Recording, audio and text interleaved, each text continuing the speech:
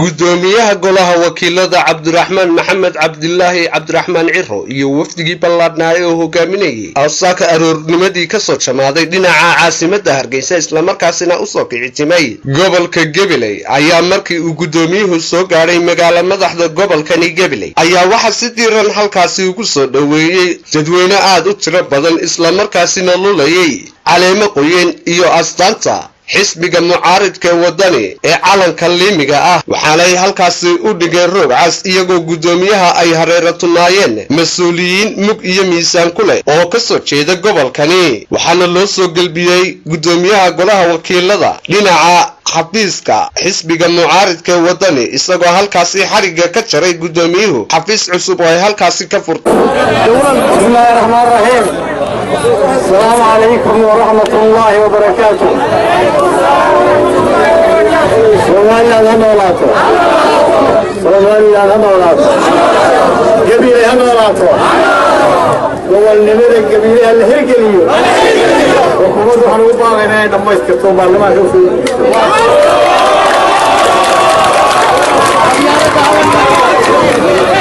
مالت هلالو وانا إذكروا وكوروا قنانا ولويضا وعنون نمينا بالحيوية ونقوم بحالة الجود قوالله الضلكة وعنون نمينا الديوان قرينتا وكون قواسل الرسل عطوة جمهورية السومالي الآن وكا الشعب غير قبيلي والله قلت المعامة إن يتهي ميالها وقعد كفر سومالي الآن وهن فينا عسكي لوي يقاني هي مثل بدن بين الدين إلى الديوان قرينتا هدي لا كذب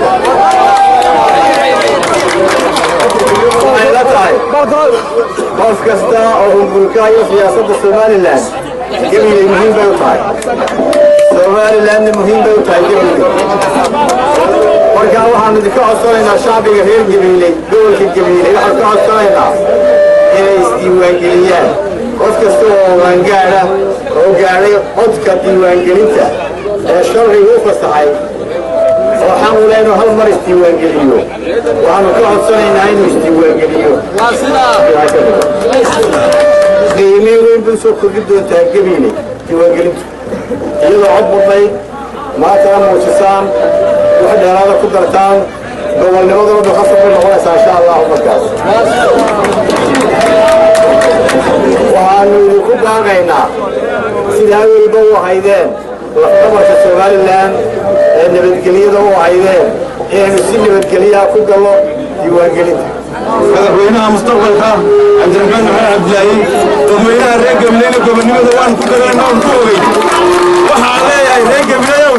إنك يا عبد الرحمن عذاب وحلاي نودحيي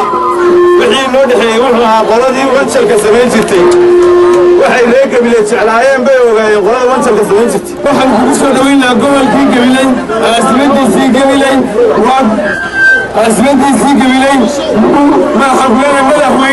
madaxweynaha muddada dhow insha Allah taala ilaahay ku ayuu u gaarsiin doonaa marka labaad Gabiley mar hore khasaareen وحي كحصارنا كتورة حسبك كلمية قبيل الصلاة والسلام على رسول الله وسلام الله سؤال الهنوراته وطني هنوراته مرشح حسبك وطني عبد الرحمن محمد هنوراته قبل هنوراته وعن هذه ديكم حاضرين سيدة شرفتهم يا هذا السؤال ويسان وافتقوا مقامين أيوه قدوميها xildhibaanada Soomaaliland wuxuu keenay uu yiri gobolka Maroodijeex degmada Gabiley waxba kama jiraan gobol waxay nala raadinaya xisbiga maanta aynu joogno yaa gobolkeena nala raadinaya saadaraadid si weynaanu soo dhaweeyno waxoogaa dibna oo kala soo raacay baynu ku laateen gudoomiye si sharaf leh ayaa kugu soo dhaweynaa عاصمة مقالة مدحة Gabiley intaasi kadib gudoomiyaha golaha wakiilada cabdiraxmaan maxamed cabdilaahi waxa uu kicitimay magaalooyinka Kalabayd iyo Wajaale oo dhinaca galbeed kaga beegan gobolkani Gabiley waxaana qayb ka ahaa soo dhaweynta gudoomiye Ciro loogu sameeyay magaalada Tog Wajaale gudoomiyaha degmada Tog Wajaale Cabdi Saleebaan oo ah gudoomiyaha degmadaasi isagoo si dhuumasho ah dadka u soo abaabulay isla markaasina ay mas'uuliyiinta xisbiga mucaaradka ee wadani uga mahadnaqeen soo dhaweentani uu kala qayb qaatay gudoomiyuhu iyadoo halkaasi siyaabo gooni ah loogu soo dhaweeyay gudoomiyaha isla markaasina uu xafiisyada kala duwan ee xisbiga ku leeyahay magaalooyinkaasi uu kala hadlay bulshada mas'uuliyiinta oo mahadnaqay gudoomiyaha Tog Wajaale ayaa waxa daladoodii kamid ahaa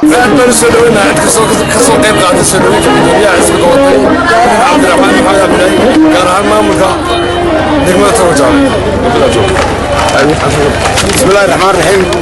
waxaan si qiimo iyo qaayale ugu mahad celinayna maayarka degmada Tog Wajaale ee sida sharafta leh u soo dhaweeyay ee uu Xasan Dhigjar hawsha ka soo shaqeeyay aad iyo aad baan u mahad celinay الله الرحمن الرحيم waxaan aad iyo aad ugu hambalyeynaya oo mahad naga mudan gudoomiyaha degmada Wajaale oo si ballaaran loo soo dhaweeyay haddana xisbiga wadani wuxuu garanayaa muwaadinimadu waxay tahay iyo in axsaabtii bari wadanka la wareegaysa ee xukuumadda qaban doona aad iyo aad u mahadsan yahay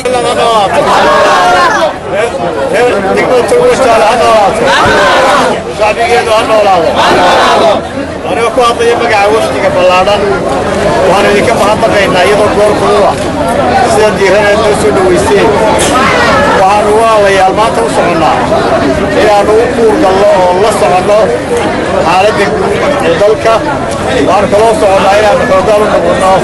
diiwaangelinta codbixiyayaashu siday uga socota jamhuuriyadda somalilan waxaanu reer Tog Wajaale oo ah insha allahu caasimadda ganacsiga somalilan oo wadanina ugu jirto qorshaha inay noqoto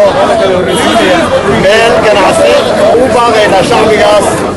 ee si wanaagsan isu diiwaangeliyaan haddii ilaahay ka dhigo waxaanu jecelnahay shacbiga reer Tog Wajaale ee magaalada weyn ee ganacsi inay ka qayb qaataan isbeddelka insha allahu iman doona ee uu hogaaminayo xisbiga waddan diyaar mawti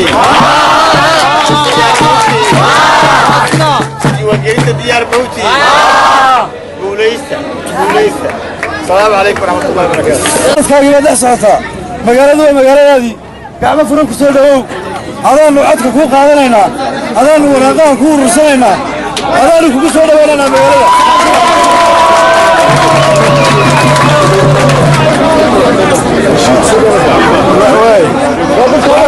waa maxamed xasan sheekh maxamed shubash